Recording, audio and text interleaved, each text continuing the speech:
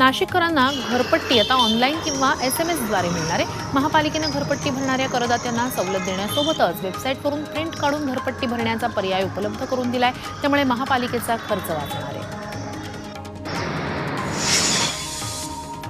Badlapur MIDC परिसरात कचऱ्याचं साम्राज्य पसरलंय। कंपन्यांमधील कचरा रस्त्याच्या बाजूलाच टाकला जातोय।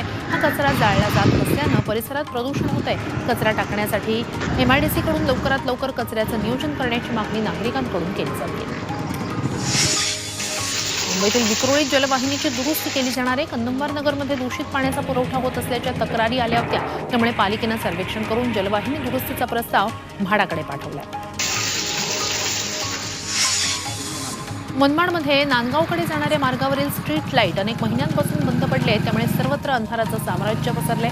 अपघातांचं प्रमाणही वाढलंय। त्यामुळे तातडीनं हे पथदीप सुरू करण्याची मागणी नागरिक करतात। अमृत नोनी आर्थो प्लस ये एक प्रूवन फॉर्मूला है। इसमें मौजूद नोनी फल के गुण और आयुर्वेदिक जड़ी बूटियां शरीर को जरूरी पोषक तत्व देने के साथ साथ हड्डियों और जोड़ों के घिसने, उनमें होने वाले सूजन और दर्द को रोकने में मदद करता है। दर्द मुक्त जीवन के लिए अमृत नोनी आर्थो प्लस। डोंबिवली MIDCत रहिवासी भागातील नाल्यामध्ये निळ्या रंगाचं केमिकल युक्त सांडपाणी आढळून आलं। या भागातील कंपन्या प्रक्रिया न करताच सांडपाणी थेट नाल्यात सोडतायत। त्यामुळे नागरिकांच्या आरोग्याला धोका निर्माण झालाय। प्रदूषण नियंत्रण मंडळानं या प्रकरणी चौकशी करून प्रदूषण करणाऱ्या कंपन्यांवर कारवाई करावी अशी मागणी नागरिक करतायत। कोल्हापूरच्या करवीर निवासिनी अंबाबाई देवीच्या मूर्तीच्या गळ्याखालच्या भागाची झीज झाली आहे। 2015 मध्ये मूर्तीचं रासायनिक संवर्धन करण्यात आलं होतं। त्यामुळे चेहरा आणि लगतच्या भागांची झीज झाली आहे। त्याचं तातडीनं संवर्धन करण्याची गरज तज्ज्ञांनी व्यक्त केली आहे। याबाबत 8 पानी अहवाल तज्ज्ञ समितीनं न्यायालयात सादर केलाय। राज्यात आजपासून पुढील 4 दिवस मेघगर्जनेसह पावसाचा इशारा देण्यात आलाय। राज्यातील अनेक भागात पावसाचा अंदाज वर्तवण्यात आलाय। विजांच्या कडकडाटासह वादळ आणि सोसाट्याच्या वाऱ्याचं भाकीत हवामान विभागानं केलंय। संभाजीनगर, लातूर, धाराशिव, नांदेड, बीड, जालना, परभणीसह अनेक जिल्ह्यामध्ये पावसाची शक्यता वर्तवण्यात आली।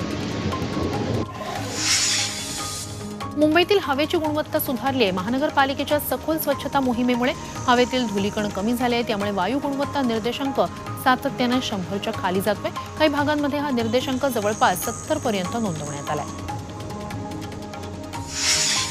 नाशिक जिल्ह्यातील दिंडोरीच्या कादवा सहकारी साखर कारखान्याचा गळीत हंगाम संपलाय। यंदा 3,29,582 लाख मेट्रिक टन ऊसाचं गाळप झालंय। त्यातून 4,100,000 क्विंटल साखरेची निर्मिती करण्यात आली।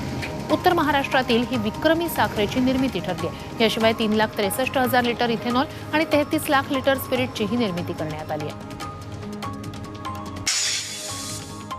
लातूर शहरात मध्यरात्री 4 दुकानं जळून खाक झाली आहेत। यात 2 मोबाईल दुकानं, एक चायनीजचं दुकान आणि एक रक्त तपासणीची लॅब जळून खाक झाले। या आगीत लाखो रुपयांचं नुकसान झालंय। दुकानात शॉर्ट सर्किट झाल्यानं ही आग लागल्याचा अंदाज आहे। दरम्यान अग्निशमन दलाच्या जवानांनी रात्री उशिरापर्यंत प्रयत्न केल्यानंतर आग आटोक्यात आणली।